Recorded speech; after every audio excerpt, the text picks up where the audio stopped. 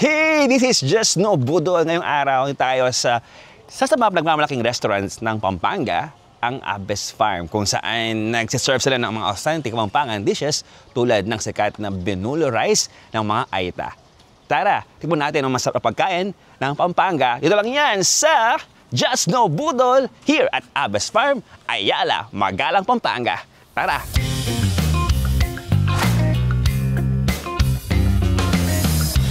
It's me, Jasper! Woo! Hey! Today, pupunta tayo sa isa sa mga pinagmamalaking restaurants ng Pampanga, ang Abes Farm sa Magalang, Pampanga. Tara, silipin natin kung anong bago rito. Tara na, sa Magalang, Pampanga. Hey, this is Hey! Just No Budol! So, malapit na tayo sa Abes Farm. Dito na ang kailang entrance. So, pagpasok mo, may silang welcome towel. Siyempre, kailangan fresh ka pag kumain, di ba? May silang secret scent dito. Ang bango. So, pag mag-check-in ka, may silang welcome drinks. Lumang bahay ito na kinonvert into restaurant. Ito yung kwarto to na kinonvert into dining room. Bata pa lang ako, makain ako dito.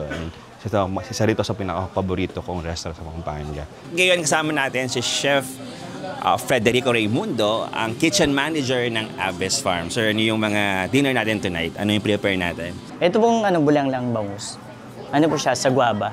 Tapos bangus. Meron po siyang vegetable niya, kangkong. Ito po yung gulay magalang po. Yun nga po, tulad na sinabi ko, Pampangan. Gulay means gulay. Tsaka meron po siyang seafoods. Tapos ito naman pong natin, fresh lumpia. Ito morcon talaga. Yes, sir. Ito po yung morcon. Ang pagkakaiba po niya sa karamihan po kasi sir sa mga relleno, isda. So, opo, more on fish sa mga relleno. Dito po pork sir, sa Kapampangan, pork. And veggie sir. Biringi sir, Kapampangan. Usually sa iba, seafoods. Yung paella, tinatawag nila paella. Paella, di ba sir? Dito sa Kapampangan sir, chicken and quail egg naman yung ginagawa. Tapos toppings niya ng bell pepper. Ito labor of love ng mga ganitong klaseng pagkain. Yes sir. It takes time to create. Yes sir. So let's start with the gulay magalang. Lasang-lasa mo yung pagkasariwa ng mga gulay nila dahil nga dito lang naman yung farm nila. So diretso sa kanilang kitchen to table. It blends well with the shrimp paste. Gulay magalang, approved. Next, ito favorite ko to. Ang kanilang fresh lumpia. Tingnan natin. Yung fresh lumpia, fresh talaga. Fresh yung gulay. Then yung sauce niya, talagang balanse. Babalanse niya kasi very bland lang din ang lasa nung nung gulay Magbibigay talaga ng flavor naman ng fresh lumpia yung sauce niya. No budol, fresh lumpia, approved. Pagkatapos natin parang appetizer, ito yung sasakan na plagmamalaki, ang bulang lang na boneless bangus. Tingnan mo yung kanyang soup niya. Tingnan mo yung kanyang consistency ng soup. Tama yung thickness, wala nang buto. So hindi na matitinga-tingas ng ngipin mo yung buto. Manatin mo na yung sabaw before tayo pumunta sa meat ng bangus. Nga man This is for me. Sarap. Kailang boneless bangus. Pumataan dito. Wala ka ng nakamanyime adapin. Hindi mo na siya himayin. Kain agad. Tamang-tama yung asim. Tama yung level of acidity niya. I think yung sweetness naman galing sa guava. So don't worry kung diabetic ka kasi galing naman sa guava. At yung mga gulay, yung bangus, you could never go wrong with boneless bangus. No, budol talaga to. Just approved. Next, ang kanilang morcon. Siyempre, masarap to kapag may rice. Pero baka titikman with rice, kumama natin na walang kanin. Ang morcon daw, mas maraming meat compared sa veggies. So, yun daw yung difference ng embutido. Now, it makes sense. Baka siya may sauce. Kaya na kasi, yung morcon, may pagka-sweet na siya. Nung add mo na yung kanyang sauce, nagkaroon siya ng another dimension of taste, which is, mayroon siyang pagka tomato saucy, ganyan. Yung medyo nagkaroon siya ng acidity ng konti at konting kick of saltiness. Next, one of the best sellers or star daw nila dito. Siyempre, Kapampangan din tayo, biringi, kainin mo natin tong kanin. So, bilang kalami na, for sure, mayo muna Lasa mo yung gata, pero di overpower yung gata. Chicken and quail egg. Ito yung paella ng Pilipinas. Kinakopy natin yung mga pagkain ng mga Kastila, panahon ng mga Kastila. We created another form or another dish out from the dishes ng mga Spaniards. So, ito yung na-create ng mga Filipinos out of paella. Hey! Tara lang tayo natin itong pinagsama-sama kong mga pagkain na hinanda ni Abes Farm. O kung nagaya ang buong pamilya nyo o mga kaibigan nyo kung saan kakain, ngayong weekend or pag may special gatherings kayo, punta na kayo dito sa Abes Farm kung saan bawat potahe, may istorya, may kwento, galing sa kultura ng Kapampangan. Kaya naman, tara, kainan na! Hey, this is Just No Budol here in Abes, Ayala, Magalang, Pampanga. Tara, manganta na!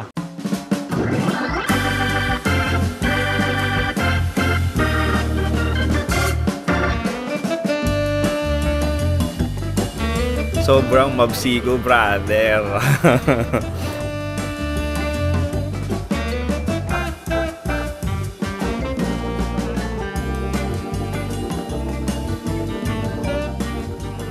Grabe, sa bilis ng takbo ng buhay natin, minsan natin namamalayan na wala na tayong panahon para sa sarili natin kasi parang feel natin meron tayong laging hinahabol na deadline, nahabol na kailangan may matapos ka, parang may finish line, nagiging karera na minsan. Kaya madalas, may gano'n kang time sa sarili mo para at least may time ka to reflect, to assess kung tama pa ba yung ginagawa mo or nasa right track ka pa ba or kailangan mo ng redirection or kailangan mo ng bagong environment. Sometimes may ganun dapat, yung self-assessment para mas maging makabuluhan yung araw-araw mo ng buhay. So, yes, kung wala dito sa Abes Farm, tinan mo, dito you can reflect, you can think ano pa yung pwede mong gawin sa sarili mo, sa araw-araw na pamumuhay mo. Para maging blessing kasi ba?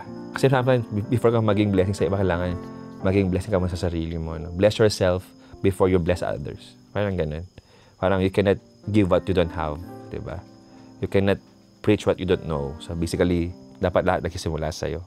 So, palakasin mo sarili mo para you can share your strength to others. Hey!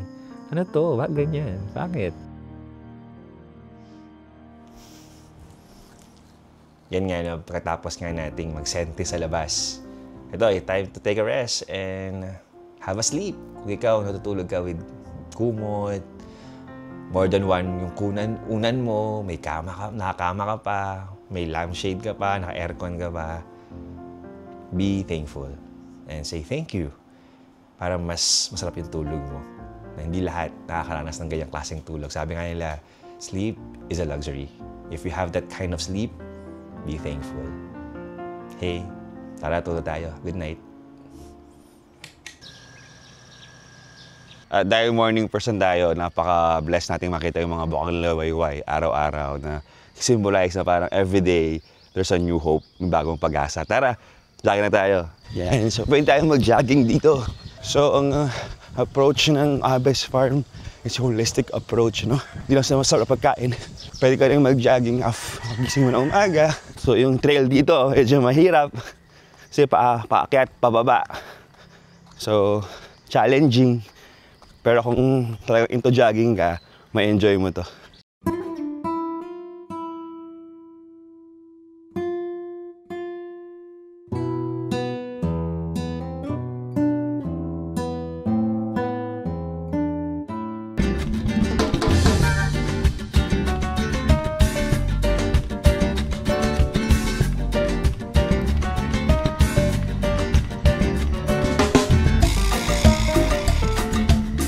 Pagkatapos mong mag-jogging, pwede kang tumambay sa kanilang poolside kung saan matanaw mo din yung kanilang restaurant. See? The Filipino architecture. Mamaya, swimming tayo. So, nandiyan muna natin tong moment na to. Nalanghapin ng sariwang hangin, pakinggan ng huni ng mga ibon at ang bangon ng mga bulaklak. Yes! Tahimik, mas kalmado. It gives you sense of peace, kumbaga. Hindi ka niya mamadaliin. Just enjoy every pace ng buhay mo. Namnamin mo yung bawat oras Ito yung essence ng Abes Farm. Ito yung essence ng mga ganitong klaseng mga pagkakataon sa buhay mo na mabigyan ng chance na magpahinga. Hindi ito yung tipong magpapahinga ka talaga. It's a pause lang. It's a pause sa mga ginagawa mo. Pero kailangan mo to regain your energy at to assess yung ang pangarap mo.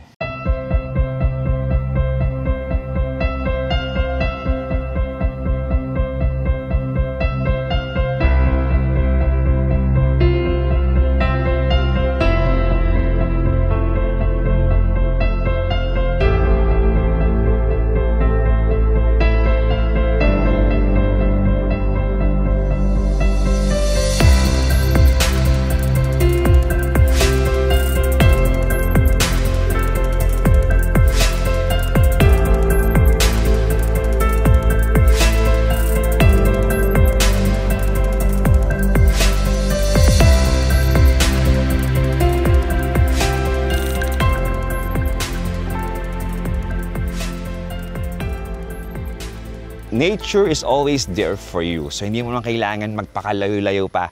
Dito lang sa Abes Farm, sa Magalang, Pampanga, pwede mo na tong maranasan. Hindi lang nature ang maganda, masarap pa ang mga pagkain nila dito.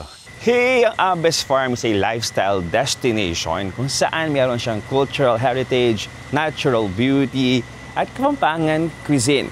At ito'y in-establish ni Larry J. Cruz ng LJC Group of Restaurants na ipinangalan niya ang Abes Farm sa kanyang tatay na si Emilio Aguilar Cruz na kilala din sa tawag na Abe ng kanyang mga kaibigan. Kaya Abe yung pangalan niya. Means, sa Kapampangan din, ang Abe means kaibigan o kasama. Kaya dito, sama mo yung Abe ka Kenny, Abe ka Kenny, yan, kasama ka dito. So, ito ang Abes Farm. Yes! So, mga kasama ko, andyan ng Abe ako. Yes!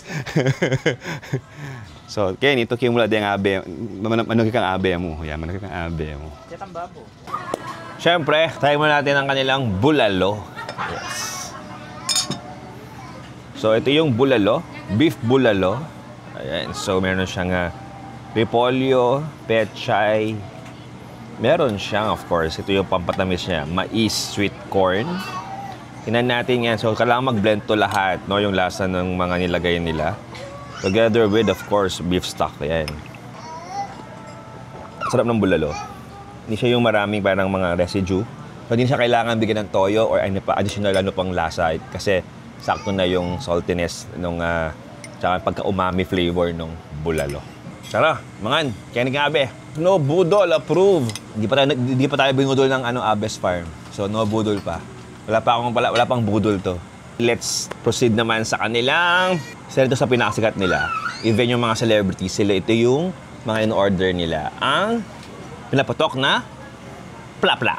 Ano siya? 750 gram na tilapia. Fried tilapia. Bago pa lang uso ang Samjin, meron ng ganito sa Abes Farm kung saan kukuha ka ng meat ng tilapia, lalagay mo ng buro, lalagay mo sa mustasa, at ready to eat. Kapampangan way.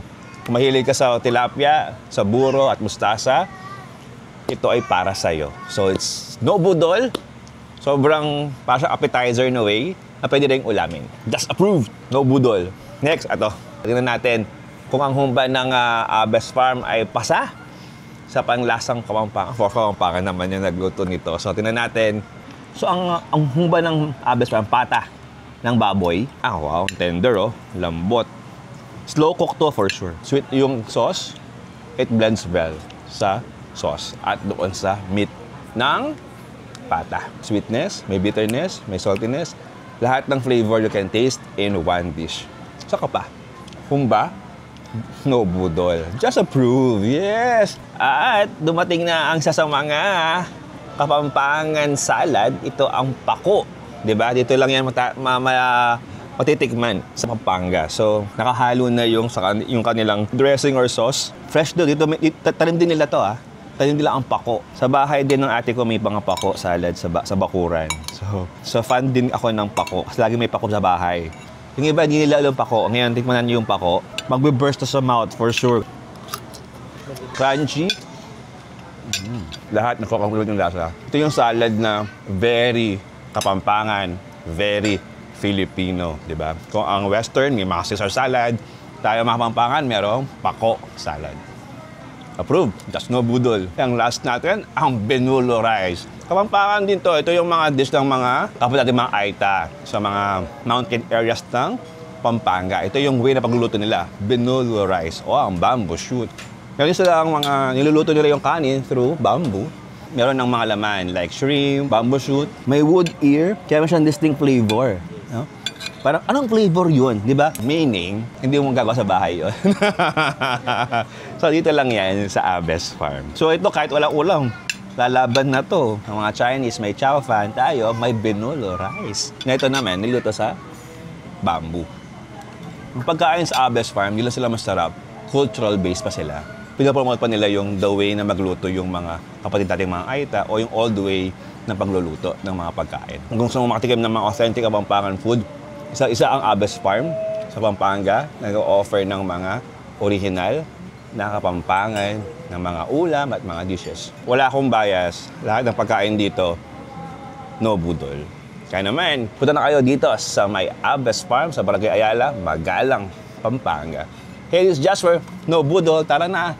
Tanghalian na. Hey! Maliban sa kanilang masarap na pagkain at magandang ambience, meron din silang museum dito sa Abes Farm. Kasi nga, yung may-ari nito, yung founder nito, ay isang artist. Kaya naman, tara, bisitahin natin ang museum dito sa Abes Farm. Mula sa restaurant, maglalakad ka siguro ng mga 50 meters, so 100 steps, going to the museum. Aside from kainan, may activity ka pwedeng gawin. Ngayon tayo sa museum, isang Spanish house. Ating bisitahin ang museum ng Abes Farm. This is an example of 1930s house. So, siya si Emilio Aguilar Cruz. Dito pinangalan yung museum nito sa kanya. Abe. Emilio Aguilar Cruz. Books na ginawa for Sir Abe, for Malate, branches. Pero pa dyan, Larry Ken Cook, yung para kay Sir LJ Larry sa Ken. kanya. Kaya lang wala rin. Ito yung planchang di uling. Sa plancha. Yan si Sir Emilio at Sir Larry, yung mga Philippines nila. So, nagtatrabaho sila sa press. Ano yung tao sa mga color na mga window na yun? Ito, copies. Kapis yan? Stained glass. Yun, stained glass. Siya nag-paint nito? Oo nga. Diba? Siya nga Yung iba nag-paint. kay Abe, yung iba sa kagrupo niya sa Di Masalay. Oo. Ito yung typewriter. My God, elementary typewriter. Project mo, typewriter. Ayan, si Sir Larry. Ito yung lumang di ba? Lumang kusina. Paano ito mini-maintain? Amoy luma din talaga siya. National Museum pa sila. Nasa National Museum na. Ito yung mga dating sulat, no? Mga cursive. A wooden floor, oh. Ayan, no limit hanger eh. Pero malamig, ah. Ne? Iba talaga yung mga bahay dati. Ang ganda ng balcony. Pag ganito yung bahay mo nung panahon, mayaman ka. Ay, oo. Hey, totoo ngang may natatago pang ganda ang probinsya ng Pampanga. Lalo na dito sa bayan ng Magalang. Maliban sa masarap na pagkain ng Abes Farm, maaari ding mag-relax at mag-unwind dito at maging malapit sa nature. Ang kailangan mo lang, magharap ka ng oras para sa sarili mo. Kasi hindi mo na kailangan lumayo pa. Dahil ngayon, ang magagandang lugar, madalas, nasa tabi mo lang. At ngayong summer at nalalapit na Holy Week, imbitahin na ang buong pamilya, buong barkada sa isang summer adventure kung saan hindi ka lang mabubusog sa sarap na pagkain, mabubusog ka rin sa ganda ng mga tanawin. Mula dito sa Abes Farm, Magalang, Pampanga, ito ang No Filter, Legit, Honest, No Just Budol. At kung nais mo makita ng magandang lugar at masarap na pagkain, follow us on our Facebook account. Hey, Just! Hanggang sa muli, paalam!